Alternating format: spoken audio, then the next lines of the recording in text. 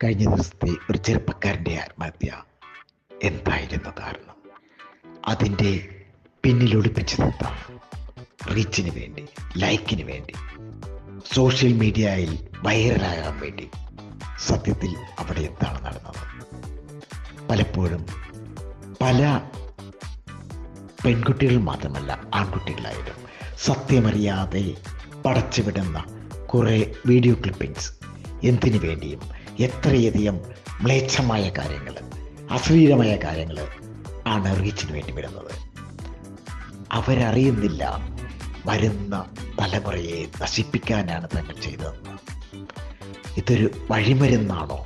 അല്ല, അത് നനച്ച് വളർത്തേണ്ട ഒന്നല്ല, നനച്ച് കെടുത്തേണ്ട വഴിമരുന്നാണത്. സൂക്ഷിക്കണം.